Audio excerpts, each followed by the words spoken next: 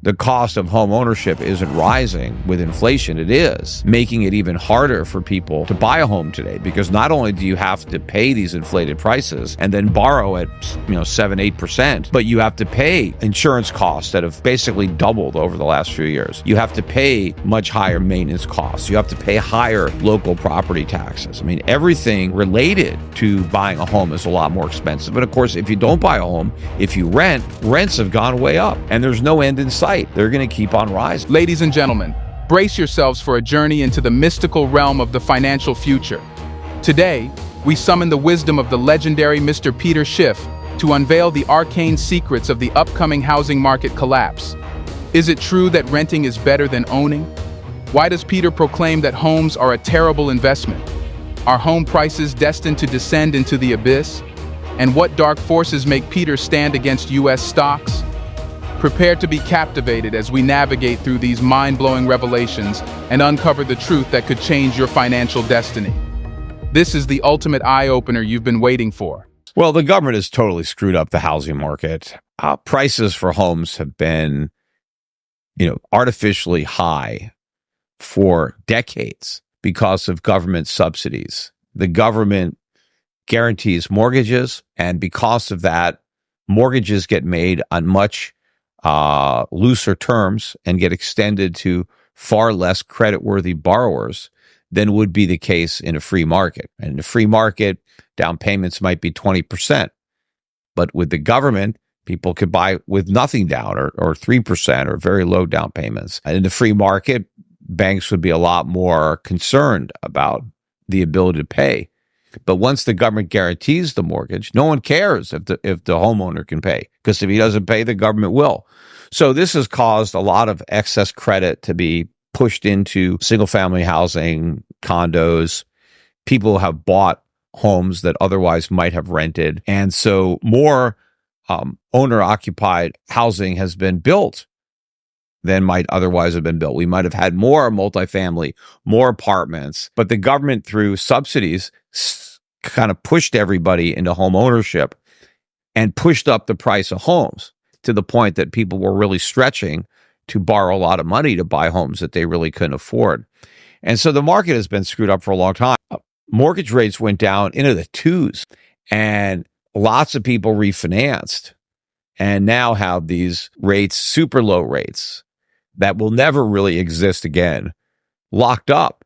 People have maybe 28 years left, 25 years left on these mortgages, fixed rate mortgages. And they're never leaving these homes, because that means giving up that mortgage, which is probably their greatest asset, but also the bank's greatest liability. One of the reasons that the banking sector is in worse shape now than it was in 07, 08 is because back then they lost money on defaulting mortgages. So the mortgages that didn't default, they were fine. Mm-hmm. It was only when the borrowers defaulted where it was a problem. And that was a big problem for a lot of banks. But today, it's not about default.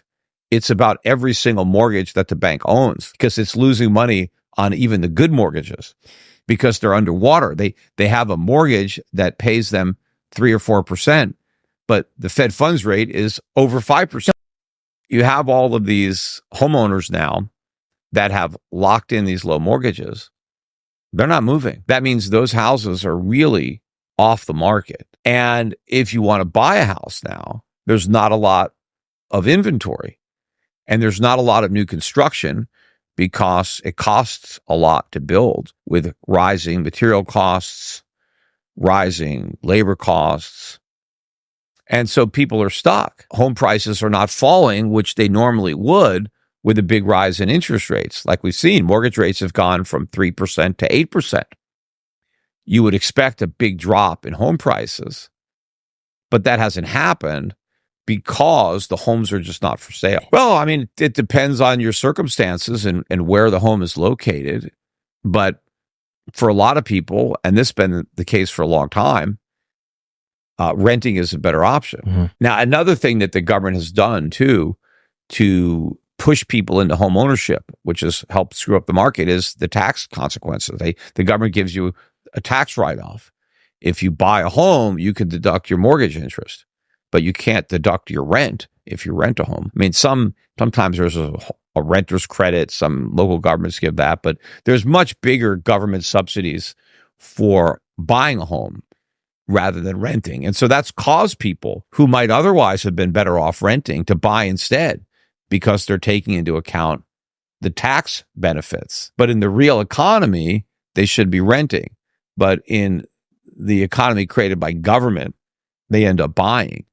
But that distorts the market, and it leads to a less optimal decision because it's all based on taxation. A lot of people don't itemize their deductions now. They take a standard deduction. And so it doesn't matter that the mortgage interest is tax deductible. They don't get the deduction. Depending on, again, your circumstances, a lot of people are better off renting. A lot of people who own homes, the only reason they're better off staying where they are is because their mortgage rate is so low. Their mortgage rate may be so low that if they sold their home and rented, their rent would be higher than what their current mortgage is. Now, they are stuck with maintenance, insurance, taxes. All these costs are going up.